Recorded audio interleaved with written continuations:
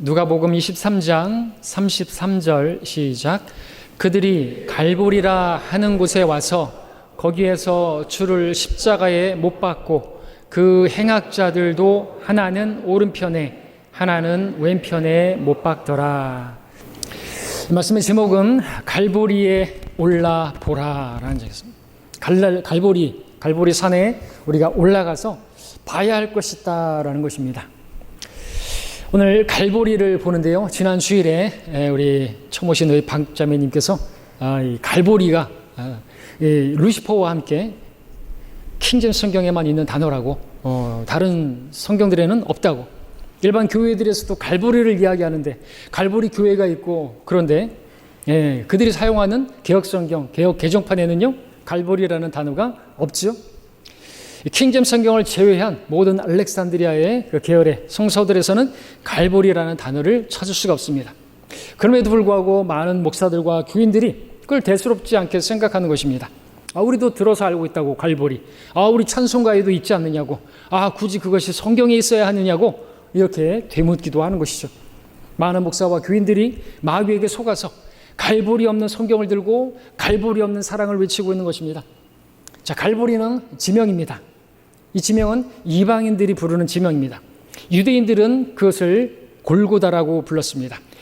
이 골고다는 히브리어입니다. 히브리어로 골고다, 해골의 장소라고 성경에 나와 있죠. 그래서 마태복음에 골고다로 나오는데 누가복음에는 갈보리로 나오는 것이죠. 마태복음은 유대인의 왕으로 오신 예수 그리스도를 기록하고 있기 때문에 그렇게 히브리어로 골고다를 쓰고 있고, 누가복음은 이방인들을 대상으로 한, 여러분 수신자가 누구예요? 데오빌로 각하, 이방인이라죠. 이방인이. 그래서 마태복음에서는 또 특별히 그 단위도 달란트를 쓰고 있지만 이 누가복음에서는 문화를 쓰고 있죠. 그처럼 누가복음에서는 갈보리를 쓰고 있는 것입니다. 또 하나 우리가 이 단어와 관련돼서 히브리어, 헬라어 관련해서 우리가 보자고 한다면, 여러분들 그 밑에 내려와서 38절도 보시면 23장 38절에 그의 위에는 헬라어와 라틴어와 히브리어로 이 사람은 유대인의 왕이라고 쓴 명패도 있더라고 되어 있습니다. 마태복음에는 이 부분이 없어요. 히브리어와 헬라어와 라틴어로 이 사람은 유대인의 왕이라, 이게 없단 말이죠. 변개된 성서들에는 없어요. 알렉산드리아 계열에는 없습니다. 헬라어와 라틴어와 히브리어라고 하는 이 단어가 없다는 말이죠. 빼버렸어요. 그냥 개혁성경에 보면, 개혁 개정판도 보면 그냥 유대인의 왕이라고 쓴 패가 있더라, 이렇게만 되어 있다는 거죠. 근데 이 새 언어로 되었다라고 하는 이 부분, 하나님의 분명한 계시일 것인데, 이걸 왜 뺀 것이? 이것을 빼게 되면 예수님께서는 그냥 유대인의 왕이에요? 유대인의 그냥 민족 신이에요? 유대 민족을 다스리는 왕인 거예요? 아니죠.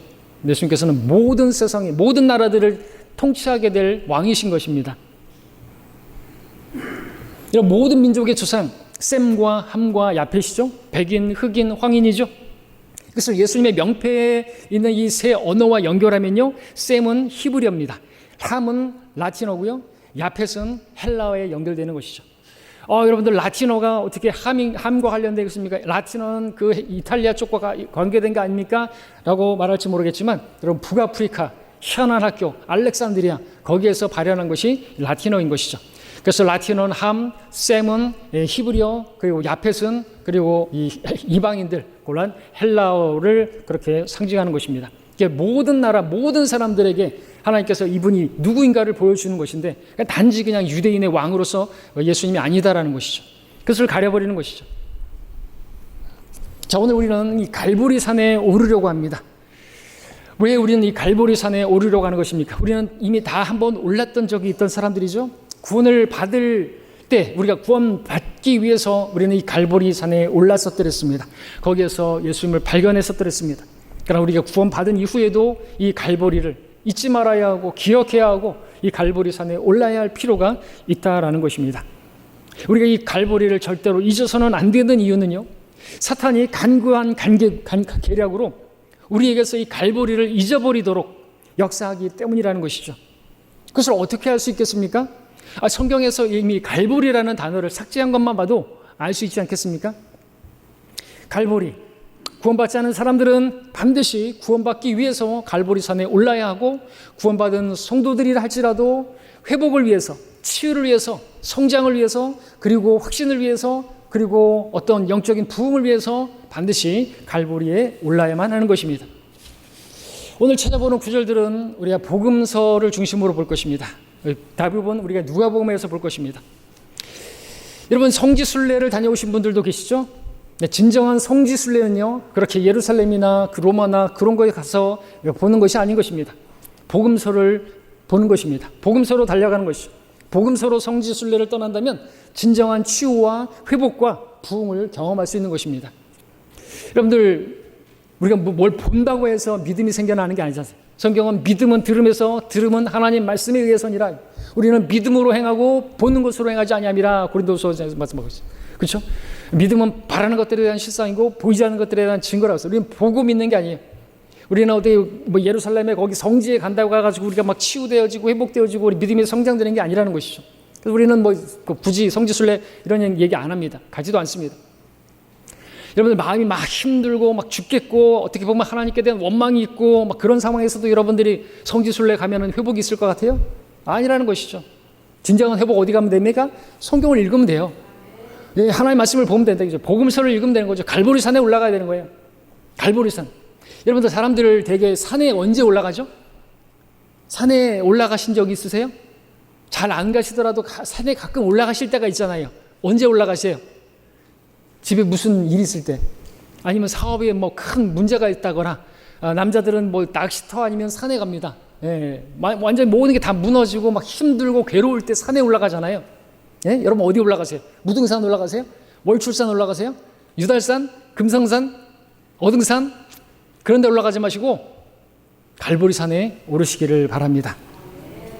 세상에 특별한 자격을 갖춘 사람들만 갈 수 있는 장소가 있죠. 어떤 곳은 금배지를 달지 못하고는 들어갈 수가 없습니다. 어떤 곳은 돈이 없으면 들어갈 수 없고, 어떤 곳은 학식이 없으면 들어갈 수 없고, 어떤 곳은 명예가 없이는 들어갈 수가 없습니다.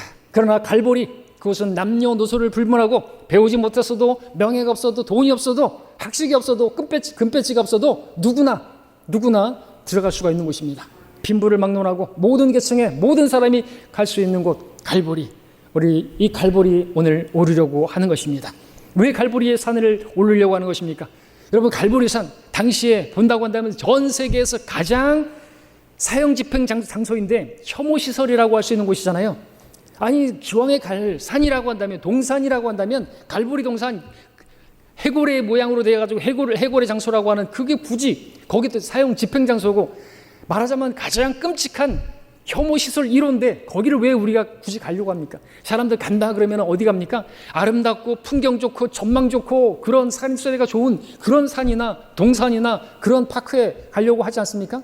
근데 우리는 왜 굳이 이렇게 끔찍해 보이고 혐오스러워 보이고 그런 이 갈보리로 올라가려고 하느냐라는 것이죠. 자, 우리는 왜 갈보리에 올라야 합니까? 왜 갈보리에 올라야 합니까? 갈보리에 오르면 무엇이 보입니까? 6가지로 말씀드릴 텐데, 첫 번째는요, 왜 우리가 갈보리에 올랐냐면 거기는 죄에 대한 심판을 볼 수 있기 때문이다라는 것이죠. 다른 데서 볼 수 없습니다. 그래서 여기서 올라가야 되는 거죠. 자, 예수님께서 십자가에 달리셨을 때 2명의 강도가 오른편과 왼편에 달렸다고 성경은 말씀하고 있습니다. 그 중에 한 명은 구원받고 한 명은 구원받지 못했습니다. 어느 쪽 편의 사람이 구원받았는가 성경에 나오지 않지만 우리는 유추해 볼 수 있습니다. 오른쪽 편에 있는 강도가 구원을 받았을 것입니다. 왼편은 항상 부정적이고 염소의 민족도 왼쪽이고, 그렇기 때문에 오른쪽에 있는 강도가 구원받았을 것이다 생각해 볼 수 있습니다. 자, 왼쪽에 있는 강도가 말을 하죠. 아마 그럴 것입니다. 39절에 보십시오. 그때 매달린 행악자 중에 하나가 주를 욕하며 말하기를 내가 그리스도이거든 내 자신과 우리를 구원하라 라고 말했습니다. 그랬을 때 유추해 볼 수 있는 오른쪽의 강도가 이렇게 말하죠. 40절 41절에서 그러나 다른 행악자가 되받아 그를 꾸짖어 말하기를 내가 동일한 정죄함을 받고 있으면서도 하나님을 두려워하지 아니하느냐. 우리가 행한 일에 대한 보응을 받는 것이 참으로 당연하지만 이분은 아무 잘못을 행한 것이 없도다라고 하고, 자, 이 오른편의 강도는 대단한 사실을 깨우친 것이죠. 자신이 받고 있는 그 심판에 대한 그 보응은 당연한 것이다 라고 지금 말하고 있는 거예요. 시인하고 있는 거예요. 대단한 깨달음이라는 것이죠. 이거 깨닫기 어렵습니다. 여러분, 역사 기록에 따르면 십자가에 매달린 그 죄수들, 가운데서 자신이 뭐 억울하게 죽고 있다, 뭐 이런 다들 자신은 부당하다. 그러면서 그 십자가 아래에 있는 사람들을 향해서 있는 온갖 저주와 욕설과 막 침뱉음과 이런 것들을 다 한다 그러죠. 누구도 자신이 정당하게 자기는 마땅히 벌을 받아야 된다고 그렇게 말하지 않는다는 것이에요. 억울하다고 말하죠. 오늘날 법원에서도 판사가 판결을 하게 되면 이제 감옥 가야 될 죄수가 지당한 판결입니다. 옳은 판결하셨습니다. 그 벌을 제가 달게 받겠습니다. 그런 죄수들 없다는 것이죠. 다 억울하다는 말을 한다는 거죠. 무전유죄, 유전무죄 뭐 이러면서. 근데 이 강도는 자기가 행한 그 일에 대해서 지금 자기가 심판받는 그 보응을 받는 것은 너무나 당연하다고 고백하고 있으니 어찌 놀랍다 아니할 수 있겠습니까? 또 하나 놀라운 고백은 바로 예수님을 향해서 예수님은 아무 잘못이 한 게 없다 이거죠. 다시 말해서 예수님은 죄가 없다고 지금 고백하는 거예요. 이게 말이 됩니까? 전도서에서도 선을 행하고 죄를 짓지 않는 의인은 땅에 한 명도 없다고 말씀하고 계시고, 신약 성경에서도 모든 사람이 죄를 지었으므로 하나님의 영광에 이르지 못한다고 그렇게 기록하고 있는데 말이죠. 죄가 없는 사람이 어디 있어요? 죄가 없는 사람이 어디 있어요? 근데 예수님이 죄가 없는 분이라고요? 그럼 예수님이 누구라는 거예요? 그분이 주님이시다라는 거죠. 그분이 메시아라는 사실을 알아본 것이죠. 놀라운 고백이 아닐 수가 없습니다. 성경에 따르면 모든 사람은 죄인으로 태어났습니다. 근데 단순히 모든 사람이 죄인으로만 태어난 것이 아니라 또 죄인으로 태어난 그 사람들은 모두가 다 죄를 지었다고 말하고 있습니다. 모든 사람이 죄를 지었으므로, 그래서 하나님의 영광에 이르지 못하는 것이죠. 때문에 모든 사람은 언젠가 오늘 본문의 두 강도처럼 결국에는 죄의 싹은 사망으로, 그리고 결국에는 둘째 사망인 불못으로 비참한 그러한 최후를 맞게 된다는 거죠. 물론 모든 사람들이 이 두 강도처럼 십자가에서 다 그렇게 십자가에 매달려 죽지는 않을 것입니다. 대부분의 오늘날 많은 사람들 어떻게 죽든지 간에 결국에는 죽겠는데 침대에서 죽는 경우가 많겠죠. 특별히 병원 침대에서 그렇게 죽게 될 것입니다. 그런데 죄 문제를 해결하지 못한 채 죽는 사람들의 죽음은 참으로 비참한 죽음이라는 것이죠. 아무리 안락하고 좋은 침대에서 죽는다 할지라도, 모든 가족들이 지켜보는 가운데서, 그 임종을 지켜보는 가운데서 죽는 죽음이라 할지라도 비참한 죽음이라는 것이죠. 왜 그렇습니까? 죄 가운데 태어나서, 죄인으로 태어나서 죄를 짓고 살다가, 그리스도 없이 살다가 그리스도가 없는 지옥에서 영원히 고통받을 것이기 때문에 그렇습니다. 자, 우리는 이 갈보리에서 두 강도가 자신들의 그 죄에 대한 보응을 받고 심판을 받게 되는 것을 보게 됩니다. 우리는 갈보리에서 그것을 발견할 수 있습니다. 죄에 대한 하나님의 심판이 있다라는 사실. 갈보리에는 우리에게 증거하고 있습니다. 누구도 그 죄의 싹을, 그 죄에 대한 심판을 피할 수 있는 사람은 없다라는 것을 보여주고 있다라는 것이죠. 그래서 두 강도는 지금 죄들에 대한 심판을 받고 있는데, 그처럼 모든 사람들 반드시 죽고 죽음 뒤에 하나님의 심판을 받게 된다는 것, 그것은 우리가 갈보리에 올라가서만 볼 수 있는 위대한 진리인 것입니다. 이 땅에서 어떤 사람들이 어떻게 살고 희희낙낙거리고 살고 그런다 할지라도 결국에는 다 죽는데 왜 죽는 것이냐 이거죠. 죽음 뒤에는 어떻게 되는 것인가 이거죠. 하나님의 죄에 대한 심판이 있다는 사실, 갈보리에서 볼 수 있게 되는 것이죠. 두 번째로 갈보리에 올라서 보라. 무엇을 볼 수 있습니까? 우리는 갈보리에서 주님의 약속을 볼 수가 있습니다. 42절 보겠습니다. 함께 읽겠습니다. 시작. 예수께 말씀드리기를, 주여, 주께서 주의 왕국에 임하실 때 나를 기억하소서. 자, 지금 이 강도, 가장 비참한, 정말 끔찍한, 세상에서 살려둬서는 안 되는, 그래서 1급 죄수들이나 이 십자가를 형을 받게 되는데, 그렇게 비참하게 죽어가는 그 중에 주님을 향해서 주여, 주의 왕국에 임하실 때 나를 기억해달라고 고백하고 있습니다. 그러자 놀랍게도 주님께서 그 강도에게, 그 불안당 같은 그 1급 죄수에게 43절에서 말씀하셨죠. 진실로 내가 너에게 말하노니 오늘 내가 나와 함께 낙원에 있으리라. 주님께서 강도에게 어떻게 이런 놀라운 낙원을 약속하신 것일까요? 이 강도가 주님을 믿는 믿음의 고백을 했기 때문인 것이죠. 이 강도는 예수님을 주님이라고 불렀습니다. 주여, 주께서 주의 왕국에 임하실 때 나를 기억하소서. 성경이 뭐라고 말씀하신 줄 아십니까? 로마서 13장 13절에서 누구든지 주의 이름을 부르는 자는 구원을 받으리라, 이렇게 말씀하고 계시죠. 주의 이름을 부르는 자는 누구라도, 강도라 할지라도 구원받을 수가 있다라는 것입니다. 그래서 강도는 예수님을 주님이라고 불렀기 때문에 그가 낙원에 가게 된 것입니다. 구원받게 된 것입니다. 근데 말입니다. 개혁성경, 개혁개정판 모든 알렉산드리아 계열의 변개된 성서들에서는 이 강도가 예수님을 예수여라고 불렀다는 거죠. 주여라고 부르지 않고 예수여라고 불렀대요. 우리 성경은, 한국 킹제임스 성경은 주라고 부른 거예요. 주라고 불렀기 때문에 구원받는 거예요. 주의 이름을 부르는 자는 누구나 구원받는 것이죠. 예수여라고 그렇게 돼 있으면요, 강도를 지옥에 보내는 겁니다. 강도를 구원받지 못하게 만드는 거예요. 왜 그런 줄 아십니까? 주여를 예수여로 바꾸면 그것은 악령이 하는 거예요. 고린도전서 12장 3절에 보니까 그러나 내가 너희에게 알게 하노니 하나님의 영으로 말하는 사람은 누구라도 예수는 저주받았다고 말하지 아니하며 또 성령에 의하지 아니하고는 누구라도 예수를 주라 말할 수 없느니라 그랬습니다. 그러니까 강도는 지금 하나님의 영으로 말한 거예요. 성령에 의해서 말한 거예요. 하나님께서 계시해 주신 것이죠. 이 예수님은 죄가 없는 분이구나. 이분은 하나님의 아들이시구나. 이분은 주님이시구나. 당시에요, 많은 사람들이 예수님께서 십자가에 달리시니까 여기 기록된 것처럼 하나님의 영으로 말하는 사람은 누구라도 예수는 저주받았다고 말하지 않는다 그랬는데, 당시에 많은 사람들은, 또 유대 종교 지도자들은 그 목적으로 예수님을 십자가에 매달려고 했던 것이죠. 나무에 매달린 자는 누구나 저주를 받았느니라 율법에 나와 있지 않나 이죠. 모든 민심을 다 바꿔버려가지고 하나님께 저주받은, 하나님께서 저주하신 사람이다 라는 것을 분명하게 드러내는 것이 십자가였기 때문에. 그런데 그 가운데서 예수님이 십자가에 달렸다 할지라도 그분은 저주받은 것이 아니고 하나님께서 징계하셔서 죽임당하는 것이 아니라, 하나님의 영으로 말하는 사람들은 예수님은 저주받은 게 아니라 바로 주님이시다. 그래서 성령에 의하지 않고선 누구라도 예수를 주라고 고백할 수 없느니라. 강도는 그래서 뭐라고요? 하나님의 영으로, 성령으로 그렇게 말을 한 것이에요. 예수님을 주라고. 그런데 주님을 예수여라고 고백하게 되면 성령이 아니라 악령이 역사에서 그렇게 성경이 변개된 거다라는 것이죠. 그냥 여러분들 쉽게 생각하면 안 되는 거예요. 예수여라고 변개된 성경이 있다? 그것은 악령이 개입한 거예요. 사탄이 개입했다라는 거죠. 사탄이 개입하니까 창세기 3장에서부터 이미 일어났잖아요. 마음대로 이것을 삭제시켜버리고 만지지도 말라 더해고 혹 죽을까 함이라 하나님의 말씀의 권위를 약화시켜버리고 삭제청과 대체가 일어났단 말이죠. 마귀가 개입해서 그런 거 아닙니까? 갈보리도 마찬가지고 히브리어, 헬라어, 라틴어도 이것도 삭제시켜버리고.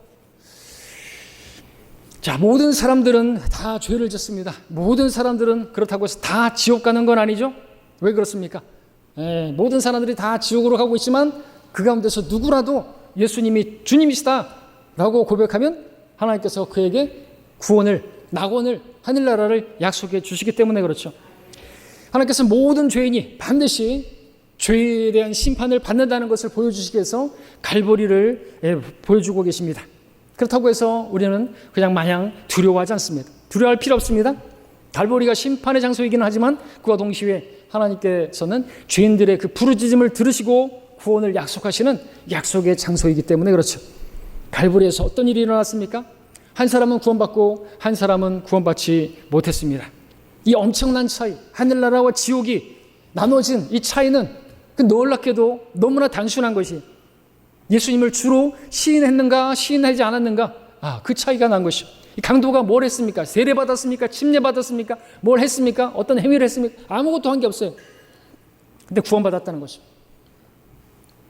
다 지옥으로 가는데 그 죄인들 가운데서 누가 구원받고 누가 구원받지 못하는 것인가? 얼마나 단순합니까? 예수님을 믿으면, 주라고 시인하면 구원받는다는 거죠.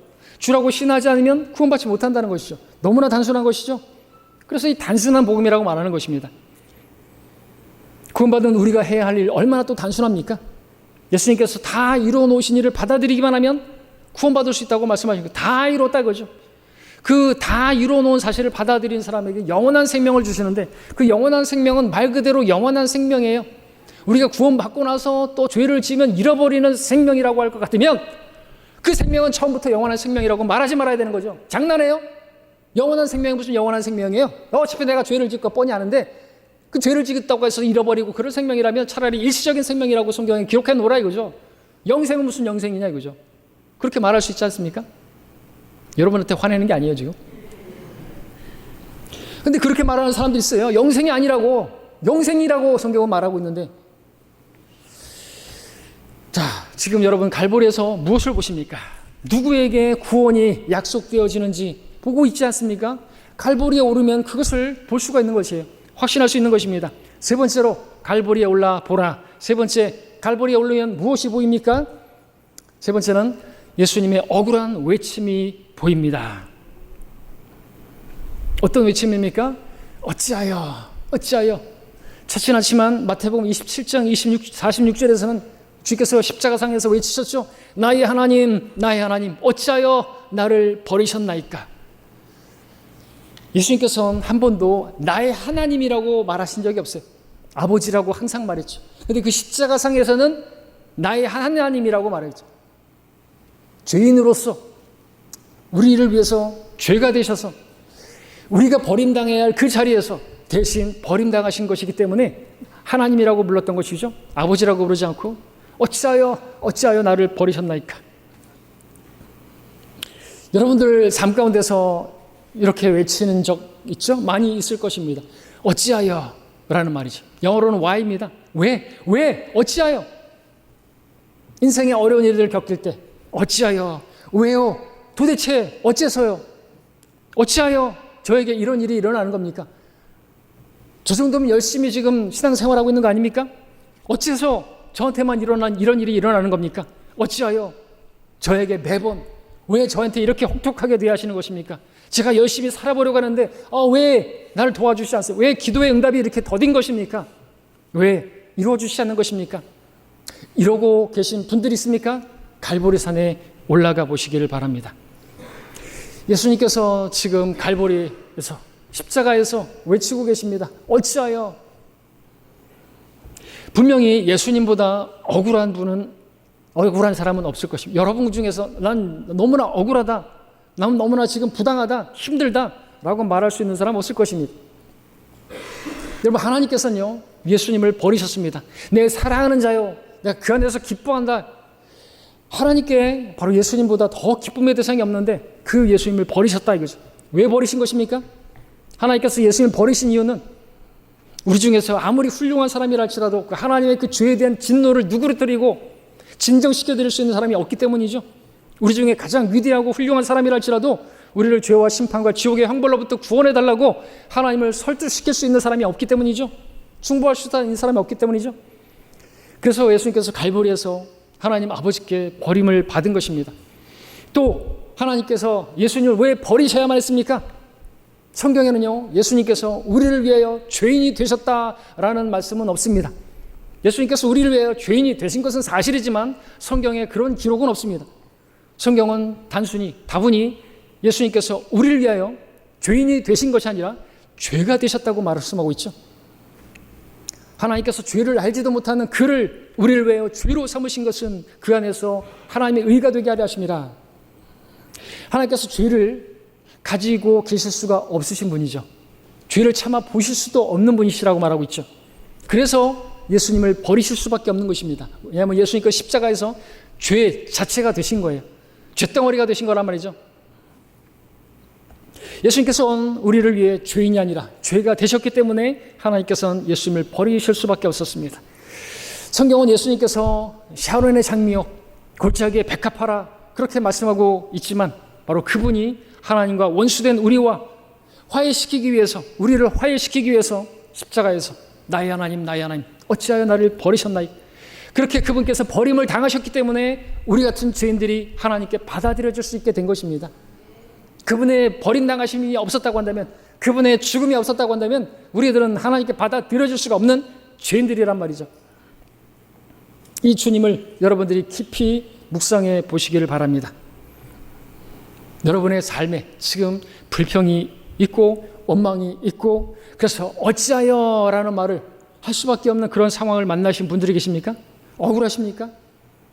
사실 억울한 게 아니죠. 많은 경우 여러분의 잘못이나 여러분의 실수나 여러분의 어리석음이나 여러분의 게으름이나 여러분이 심은 대로 거둔 것이에요.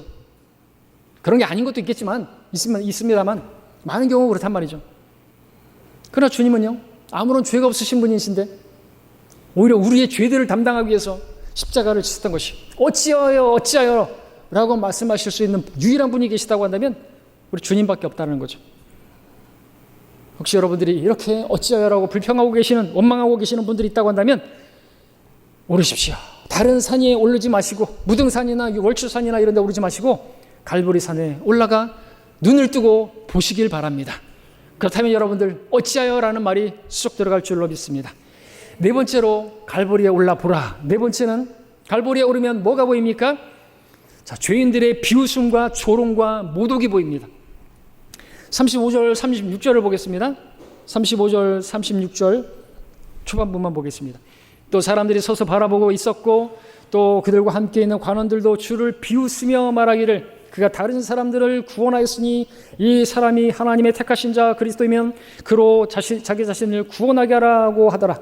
그때 병사들도 주를 조롱하고, 여러분 마태복음이나 마가복음이나 이런 말씀들을 같이 보면요, 이 죄인들이 예수님을 향해서 얼마나 많은 모독을 하고 치찍을, 그리고 침을 뱉고 머리를 치고 이런 것들을 여러분이 보실 수가 있죠.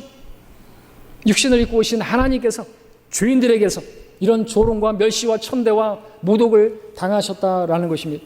어찌 이런 일이 있을 수 있는 것입니까? 전능하신 하나님께서 벌레만도 못한 그 죄인들의 손에 던져져서 구경거리가 되신 것이죠. 공격을 당하시고 모독을 당하시고. 여러분 조나단 에드워즈, 그 분이 한 설교, 유명한 설교가 있습니다. 우리 말씀 보존학교 책 있죠? 성난 하나님의 손안에 떨어진 죄인들이라는 유명한 설교, 미국에서 큰 부흥을 일으키고 많은 사람들이 수십만 명이 예수님을 영접했다고 하는 그 설교. 저도 그 설교를 일부를 외워서 거리에서 설교하는 데 써먹기도 했었습니다. 하나님께서 죄인들을 지옥에 던져버리는 일은 너무나 쉽습니다. 마른 건물을 집어서 불 속에 던져버리는 일이 쉬운 것 같이, 땅바닥에 기어다니는 벌레를 밟아버리는 것이 쉬운 것 같이 하나님께서 구원받지 않은 당신들을 지옥에 던져버리는 것은 하나도 어렵지 않습니다. 이와 같은 강렬한 설교인 것이죠. 그 내용의 설교는 하나님께서 아주 무척 성나시다, 화나고 있다. 하나님의 손안에 죄인들이 있는데 그들을 향해서 아주 진노하고 계시다는 거죠. 그리고 그 밑에는 불이 타고 있는데 하나님께서 그 손을 뒤집기만 하면 그 죄인들은 그냥 불 속에 던져지게 된다는 거죠. 근데 하나님께서 오래 참으시고 계시다는 거죠. 근데 오래 참고 영원히 참고만 있지 않고 하나님께서 반드시 심판하실 거예요. 손을 뒤집어 버릴 날이 있다는 거죠. 그러면은 그냥 지옥으로 던져지게 된다는 그러한 내용인 것이죠. 그런데 말입니다, 이 갈보리에서는 성난 하나님의 손안에 떨어진 죄인들이 아니라 성난 죄인들의 손안에 떨어진 하나님을 지금 보게 되는 것이죠. 이 설교 제목 좋겠네요, 그죠? 성난 죄인들의 손에 떨어진 하나님, 십자가 달리신 하나님, 그처럼 말이죠. 하나님께서 지금 성난 죄인들의 손에 떨어져서 온갖 천대와 멸시와 공격과 모독을 당하고 계시는 것이, 전능하신 하나님께서 멸시와 천대와 그렇게 모독을 당하신 유일한 곳이 갈보리라는 곳이다. 자, 그럼 우리는 왜 이 갈보리에 올라야 하는 것입니까? 갈보리에서 이것을 볼 수 있기 때문이다라고 하는 것이죠. 히브리서 12장 3절은 이렇게 말씀합니다. 너희가 마음이 지쳐 낙심치 않기 위하여 자기에게 저질러진 그와 같은 모순된 행동들을 견뎌내신 그를 깊이 생각하라, 그죠? 예수님께 저질러졌던 그 모든 일들은 그야말로 모순된 일입니다. 창조주께서 피조물에게 그렇게 놀림감이 되시고 구경거리가 되시고, 그 태양을 만드신 분께서 그 태양 아래서 목마르다고 말씀하실 수밖에 없으셨고, 이런 모순된 일이 없는 것이죠. 이러한 주님을 여러분이 갈보리에서 바라보실 수 있다라고 한다면 여러분이 무엇 때문에 마음이 지쳐서 낙심하고 주저앉아서 울며 불평하고 하나님 섬기는 게 정말 힘드네요, 이렇게 말할 수가 있을까요? 그런 분들은 다른 산에 오르지 마시고, 아름다운 동산에 가지 마시고, 어디 성지순례 가지 마시고 갈보리산으로 오르시기를 권합니다. 다섯 번째, 갈보리에 올라보라. 다섯 번째는 갈보리에 오르면 뭐가 보입니까? 죄의 용서가 보입니다. 34절을 보겠습니다. 그때 예수께서 말씀하시기를 아버지시여 저들을 용서해 주옵소서. 그들은 자기들이 하는 것을 알지 못하나이다 라고 하시더라. 그리고 그들이 주의 옷을 나누고 제비를 뽑더라. 예수님께서 십자가상에서 하셨던 말씀 중에서 하나는 바로 그 죄인들을 용서해 달라고 하는 기도였죠. 예수님께서는 우리가 고통을 당할 때 부르짖는 것처럼 하나님 저를 이 고통에서 건져내 주십시오. 하나님 왜 다른 사람들은 건강한데 저만 이러십니까? 이렇게 불평하지 않으셨습니다. 보십시오. 예수님은 그 고통 가운데서도 다른 사람들을 염려하고 다른 사람들의 구원을 위해서 다른 사람들의 용서를 위해서 기도하고 있다는 거죠. 우리가 배워야 되지 않겠습니까? 우리는 언제나 우리 자신만을 돌아보고 우리 자신의 어떤 안락만을 찾고 그러는데 주님은 십자가상에서도 이러고 계시는 것이죠. 주님께서는 지금 자신을 대적하고 조롱하는 그 자들을 용서해달라고 아버지께 간청하고 있습니다. 그들뿐만 아니라 넓게는 이 예수님의 십자가 사건 이후로 태어나게 될 모든 사람들의 죄들을 용서해달라고 하는 그 중보를 지금 십자가상에서 하고 계시는 것입니다. 그리고 하나님께서는 예수님의 기도에 그 중보에 응답해 주셨던 것이죠. 그래서 죄들의 용서가 선포된 것이고 모든 사람들은 예수 그리스도를 통해서 구원받을 수가 있게 되는 것입니다. 갈보리는 세상의 모든 사람들의 모든 죄가 용서된 장소이기 때문에 우리는 이 갈보리에 올라가야 되는 것이죠. 근데 뭘 용서받는 것입니까? 뭘 용서받아야 되는 것입니까? 죄들의 용서입니다. 죄들의 용서. 근데 그 죄라고 하는 것이 뭡니까? 하나님의 아들 그 십자가에 여기 보면은 십자가에 예수님을 못 박은 죄죠. 그죠? 그들의 죄는요 바로 하나님이신 그분을 십자가에 못 박은 것입니다.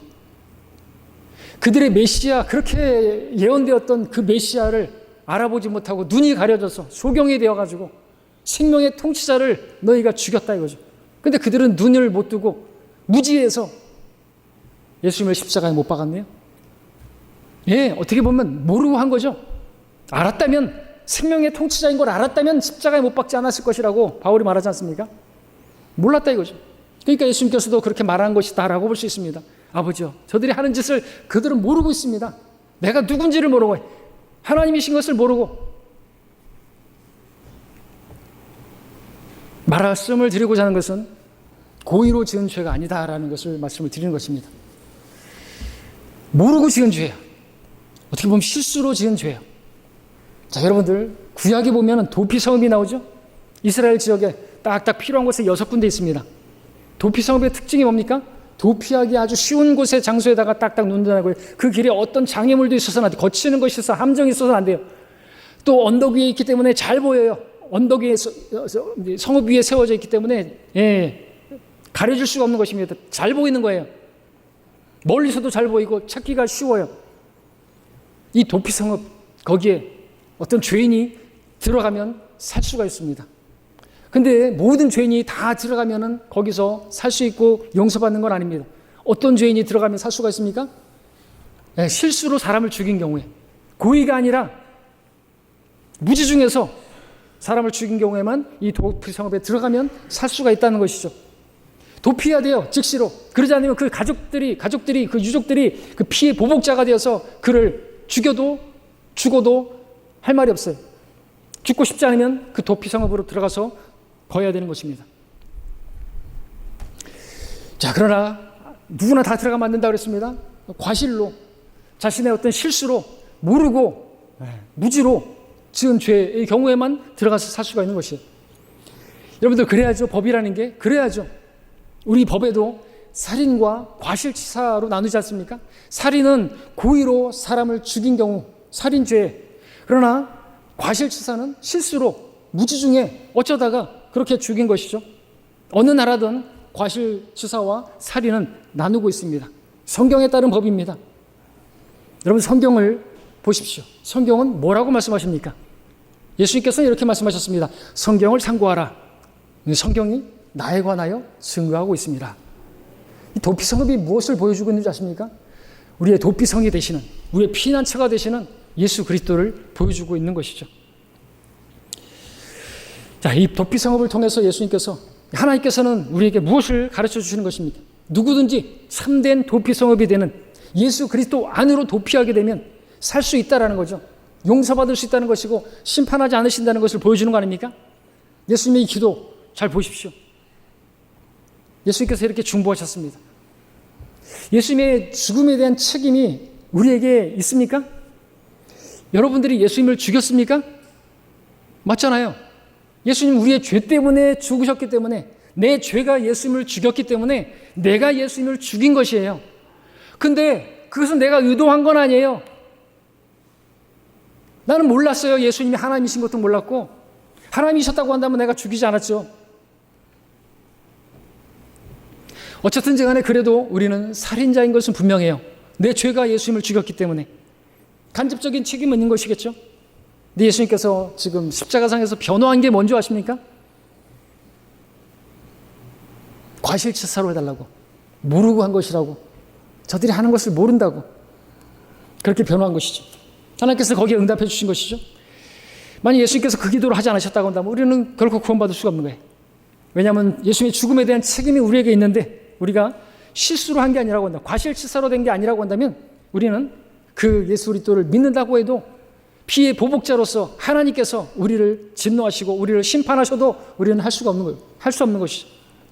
그러니까 예수님께서 십자가에서 하신 그 강구로 인해서, 아버지께서 응답해 주심으로 인해서 이제는 누구든지 그 도피성읍으로 들어가기만 하면 누구라도 죄 용서받고 구원을 받게 되는 거죠. 그리고 구약의 도피성읍 같은 경우는 그 대제사장이 살아있는 동안에만 그가 안전을 보장받을 수가 있어요.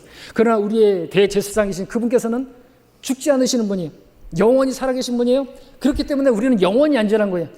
구약은 영원하지 않습니다. 우리는 영원합니다. 그분이 한 번에 단번에 영원히 구속을 이루셨기 때문에 우리가 그리스도 안으로 피하게 되면, 그리스도 안에 있으면 누구도 우리를 정죄할 수 없고 우리를 대적할 수 없고, 어떤 피해 보복자가 우리 찾아와서 도피성읍에서 우리를 끌어내서 우리를 죽일 수가 없어요.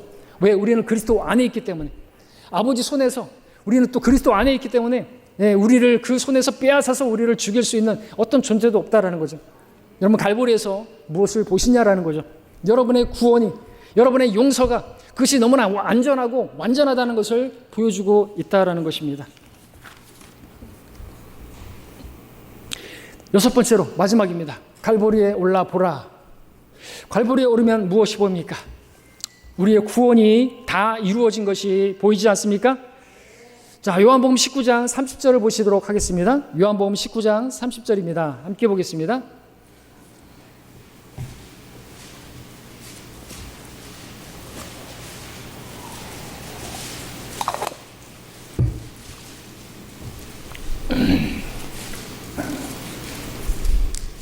함께 읽겠습니다.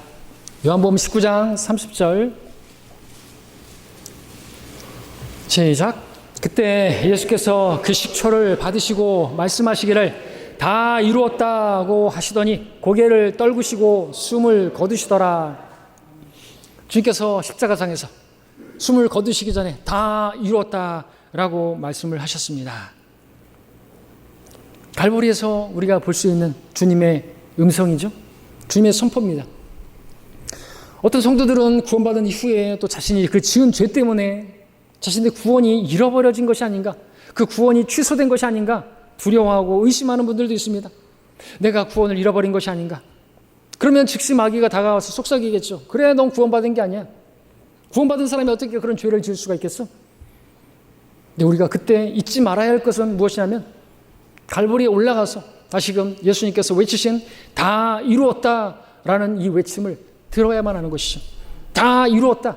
테테레스테. 모든 것이 지불되었다라는 것이죠. 우리의 모든 죄가 다 지불된 것이에요.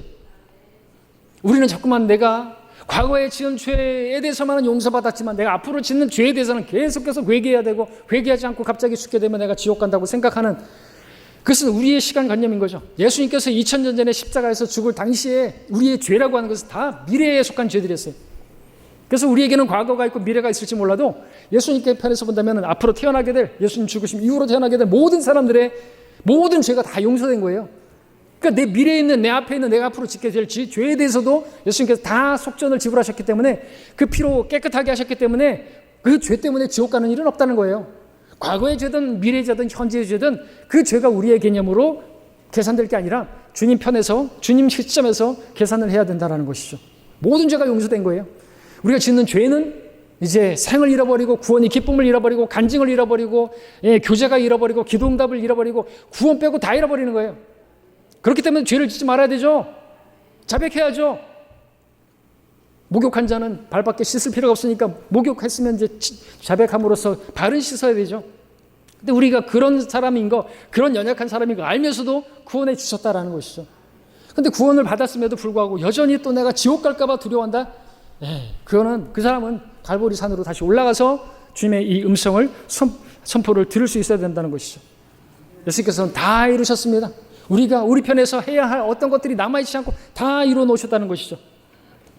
예수님께서 다 이루셨기 때문에 구원이 영원히 보장되는 것입니다. 내가 죄를 지었다고 해서 주님께서 다 이루어 놓은 것이 다 이루어지지 않는 것처럼 그렇게 무효화되고 그런 일은 있을 수가 없는 거예요. 나까짓 게 뭐게? 나 같은 게 뭐라고? 내가 좀 지은 죄 때문에 하나님께서 다 이루어 놓으신 것을 무효화시킬 수 있냐라는 거죠. 내가 뭔데? 내가 지은 그 죄가 뭔데? 하나님께서 다 이루어 놓으신 것을 무효화시켜 버리냐고요. 다 이룬 게 아닙니다. 구원은 완료 진행형입니다. 누가 이따위 소리를 합니까? 계속해서 회개해야 됩니다. 회개하지 않으면 지옥 갑니다. 누가 그따위 소리를 합니까? 우리의 구원은 참으로 갈보리에서 다 이루어졌고 우리가 할 수 있는 것은 남아있지 않습니다. 구원을 위해서 할 수 있는 것은 남아있지 않다는 거죠. 여러분이 이제 앞으로 해야 될 것은 주님과의 교제를 위해서, 상을 위해서 열심히 주님을 섬기는 것만 남아있는 거예요. 구원은 선물이라는 것이죠. 구원을 위해서요. 근데 여러분이 아직까지도 또 그 죄로 인해서 여러분들이 어떤 그 흔들리고 그렇다고 한다면 여러분이 올라가야 할 산은 갈보리 산인 것입니다. 그곳에서 예수님께서 다 이뤘다고 하신 그 음성을 깊이 묵상해 보시기를 바랍니다. 말씀을 정리하겠습니다. 죄와 그 죄로 인한 하나님의 심판에 대하여 여러분 혹시 무감각해지신 분 계십니까? 구원에 대한 약속이 의심되거나 흔들리는 분이 계십니까? 삶의 어려움이나 기도 응답이 없어서 주님을 향해서 어찌하여 라고 외치는 분이 계십니까? 믿지 않는 사람들, 그들에게 복음을 전하다가 어려움 당하고 그들에게 멸시와 조롱과 박해를 받아서 마음이 힘드신 분 계십니까? 예수님 안으로 도피했음에도 불구하고 하나님께서 나에 대해서 진노하실까 심판하실까 두려워하시는 분이 계십니까? 구원의 확신이 의심되거나 영원한 구원의 그 보장에 대해서 아직도 의심이 되시는 분이 계십니까? 그런 분들은 즉시로 갈보리 산에 올라가시기를 바랍니다. 전 여러분들이 어떤 문제로든지 힘들고 괴로울 때, 치유가 필요할 때, 힐링하기 위해서 어떤 아름다운 동산이나 멋진 자연 풍경 있는 그런 곳에 가시지 마시고, 충령산이나 어떤 그런 피톤치드가 나오는 그런 곳에 가지 마시고 갈보리 산으로 올라가실 것을 권유드립니다. 우리는 어떤 어려움이 닥치게 되면 난 정말로 어려운 일이 당했다. 난 정말 나보다 힘든 일을 당한 사람 없을 것이다. 정말로 큰 일이라고 생각할 것입니다. 그러나 그때 여러분들 오늘 드린 이 말씀에 따라 갈보리 산에 올라보시길 바랍니다. 그렇다고 한다면 여러분들이 지금 당한 그 일이 정말로 큰 일인가? 내가 지금 큰 일이라고 생각해서 괴로워하는 그 문제가 정말로 큰 일인가? 분명 여러분들이 갈보리를 올라간다고 한다면, 거기에 오르기만 한다면 여러분에게 있는 그 문제라고 하는 것이 결코 문제가 안 될 것이고, 그 높은 산처럼 보이는 문제도 평지가 될 것이라고 믿습니다. 우리 인생에 많은 문제가 생기는 가장 큰 이유는 우리가 예수님의 그 갈보리, 그 십자가를 잊어버리기 때문이라고 믿습니다. 우리가 예수님의 그 십자가를 항상 기억하고 있다고 한다면 우리가 생각하는 문제라고 하는 그 많은 것들이 더 이상 전혀 문제가 아니라는 사실을 발견하게 될 것입니다. 갈보리에서, 십자가에서 그 죽기까지 순종하신, 나를 위해서 목숨을 내어놓으신 그 예수님을 생각한다고 한다면 우리는 많이 입이 있어도 그 입을 다 가지고 찬송한다 할지라도 부족하다고 여길 것입니다. 여러분의 인생은 확 달라질 것입니다. 여러분의 삶은 달라질 것입니다. 다른 치유가 필요 없을 것입니다. 어디 가서 힐링을 한다고, 어디 가서 좋은 어떤 기운을 받는다고 필요 없습니다. 그러므로 여러분들 어려운 일을 당하고 고난을 당하고 또는 죄 때문에 괴로워하고 있다 할지라도 여러분들 치유는 갈보리에 있습니다. 그 산으로 오르시길 바랍니다. 다른 산이 아니라 갈보리에 올라가서 오늘 6가지를 바라보실 수 있기를 바랍니다. 그래서 진정한 치유, 진정한 부흥을 경험하실 수 있기를 바랍니다. 기도하겠습니다.